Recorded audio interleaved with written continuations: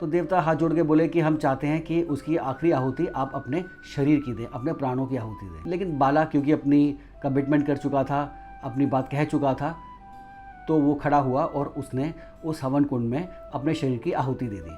और उनमें से 9 टुकड़े मेन जो थे, जो उसके शरीर के कुछ दांतों से बने थे, कुछ उसकी आंखों से बने थे, जैसे उन्हें कहा गया नवरत्न, तो महादेव की तपस्या में लीन हो गए।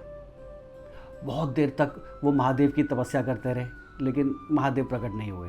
विष्णु थोड़े चिंतित और दुखी भी हुए। फिर अचानक उन्हें याद आया कि उनके भी तो 1000 नाम हैं और उनके एक नामों में से एक कमल नयना नाम है, यानी कि कमल के नयनों वाला। तो अगर उनकी आंखें कमल की तरह हैं, तो क्यों ना वो अपनी एक आंख को ही आज एक फूल की जगह, एक कमल के फूल की जगह शिवलिंग पर चढ़ा दें। और ये शस्त्र इच्छा से चलेगा। जब आप इसे चाहेंगे ये आपके पास आ जाएगा, और जब आप चाहेंगे किसी का भी संहार करके वापस आपके हाथ में आ जाएगा। तो श्री विष्णु बोले कि पर इसका नाम क्या है? तो महादेव बोले सुदर्शन चक्र।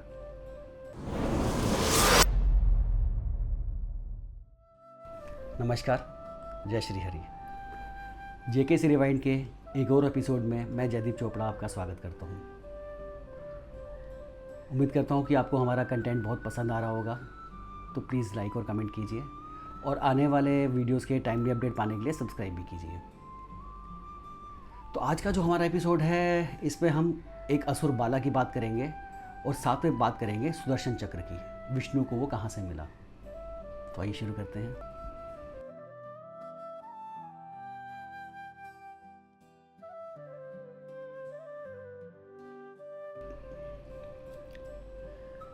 तो ये तो हम जानते हैं कि शुरू से ही दानवों, असुर और दैत्यों की होड़ लगी हुई थी कि इंद्रलोक में अपना शासन स्थापित करने के लिए, इंद्र को हराने के लिए।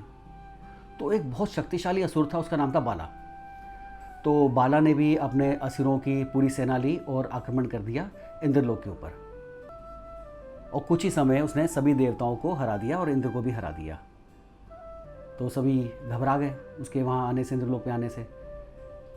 तो बाला जो था वो बहुत दयालु भी था और उसका दिल बहुत बड़ा था, बहुत बड़ा दानी भी था।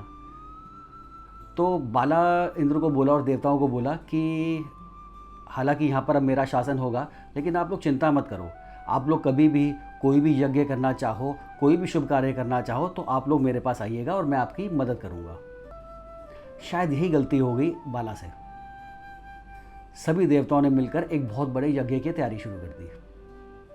हवन सामग्री आई, सब कुछ आया और सभी देवता इकट्ठे होके बाला के पास पहुँचे और उसको बोले कि हमें हवन तो हमने कर रहे हैं, पर हमें उसके अंदर आखिरी आहुति देनी है, उसके लिए हमें कुछ ज़रूरत पड़ेगी। तो बाला बोला ठीक है, तुम्हें जो भी चाहिए मैं तुम्हें ला के दे दूँगा उसे। अब यहाँ बाकी असुर समझ गए थे कि कुछ तो गड़बड़ होने वाली है, क्योंकि वो जानते थे कि बाला तो बहुत दयालु है, वो कुछ भी मांगेंगे देवता वो दे देंगे। तो देवता हाथ जोड़ के बोले कि हम चाहते हैं कि उसकी आखिरी आहुति आप अपने शरीर की दें, अपने प्राणों की आहुति दें।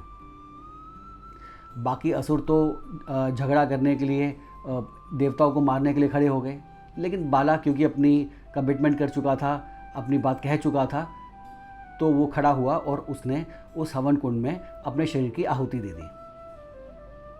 सभी अपने सामने उसके शरीर को जलते हुए देख रहे थे, लेकिन यहाँ एक चमत्कार हुआ। उसके जलते हुए शरीर ने अलग अलग रंग लेने शुरू कर दिए और उसके 84 अलग अलग पार्ट्स बन गए, सब अलग अलग कलर के, अलग अलग रंगों के। तभी एक आकाशवाणी हुई और ये कहा गया कि ये इतना पवित्र और अपनी बात को रखने के लिए इतना अच्छा था बाला। उसने जो अपनी बात कही, जो उसने प्रण किया था कि मैं कुछ भी देने को तैयार हूँ, और आज उसने इंद्रलोक को छोड़कर सब कुछ त्याग कर उसने अपने प्राणों की आहुति दी। तो इसके लिए, इसके बदले में इसको भी कुछ मिलना चाहिए। इसके ये शरीर के जो 84 टुकड़े हैं, ये मृत्यु लोक यानी धरती लोक पर अलग अलग जगह पर गिरेंगे और ये बनेंगे अलग अलग रत्न। कहा जाता है कि उसके बाद वो अलग अलग रंगों के वो 84 टुकड़े हमारे पूरे धरती लोक पर गिरे, पहाड़ों पर, नदियों में, समुद्र में, ज़मीन पर, रेगिस्तान में, सब जगह वो फैल गए। और उनमें से 9 टुकड़े मेन जो थे, जो उसके शरीर के कुछ दांतों से बने थे, कुछ उसकी आंखों से बने थे, जैसे उन्हें कहा गया नवरत्न। जैसे कि दांतों से मोती बने, आँखों से सफ़ायर यानी कि नीलम बने, एमरल्ड, रूबीज़ जिन्हें कहते हैं। तो वो जो हमारे मेन 9 रत्न हैं जिसमें हीरा या डायमंड भी आता है, ये सारे के सारे नवरत्न बाला के शरीर से ही बने और कुल मिलाकर 84 अलग अलग तरह के रत्न बने। अब बाला तो ख़त्म हो चुका था, लेकिन बाकी असुर अभी भी बहुत ज़्यादा शक्तिशाली थे और बार बार वो मृत्यु लोक पे भी लोगों को परेशान करते, स्त्रियों से दुराचार करते, देवताओं से झगड़ा करते, हवन नहीं होने देते थे, सन्यासियों को, साधुओं को, सबको बहुत परेशान करते थे। तो सभी पहुँचे विष्णु के पास और ये बोले कि हमें इनसे छुटकारा चाहिए, इनसे मुक्ति चाहिए। अब विष्णु समझ नहीं पाए कि मैं ऐसा क्या करूं कि मैं इनका संहार कर सकूं, इन असुरों का, अभी भी और आने वाले समय में भी। तो महादेव की तपस्या में लीन हो गए। बहुत देर तक वो महादेव की तपस्या करते रहे, लेकिन महादेव प्रकट नहीं हुए। हालांकि वो चाहते उनको वैसे भी बुला सकते थे, लेकिन किसी से कुछ मांगना हो, अधिकार से मांगना हो, तो उसकी तपस्या करनी बहुत ज़रूरी है और ये विष्णु भी जानते थे। तो उसके बाद उन्होंने हर रोज़ सहस्त्र नाम शुरू किए शिव के, यानी कि हर रोज़ वो 1000 नाम लेते शिवलिंग के आगे, महादेव के, और हर नाम के बाद वो एक कमल का फूल चढ़ाते थे शिवलिंग के ऊपर। पूरा ब्रह्मांड इसे देख रहा था, वो हर रोज़ ये करते थे, महादेव भी ये देख रहे थे। तो एक दिन महादेव को लगा कि मुझे इनका टेस्ट लेना चाहिए, मतलब एक बार देखना चाहिए कि ये और क्या कर सकते हैं। तो एक दिन जब आंखें बंद करके श्री विष्णु शिवलिंग के आगे एक एक करके वो कमल के फूल चढ़ा रहे थे, एक एक नाम लेते हुए, तो 999 नाम लेने के बाद उन्होंने देखा कि उसमें एक फूल कम है, क्योंकि वो फूल चुपके से शिव ने चुरा लिया था। वो देखना चाहते थे कि अब श्री विष्णु क्या करेंगे, क्योंकि उनकी तपस्या तो आज भंग हो जाएगी। आज वो सहस्त्र नाम यानी कि जो 1000 नाम है वो नहीं ले पाएंगे। विष्णु थोड़े चिंतित और दुखी भी हुए। फिर अचानक उन्हें याद आया कि उनके भी तो 1000 नाम हैं और उनके एक नामों में से एक कमल नयना भी नाम है, यानी कि कमल के नयनों वाला।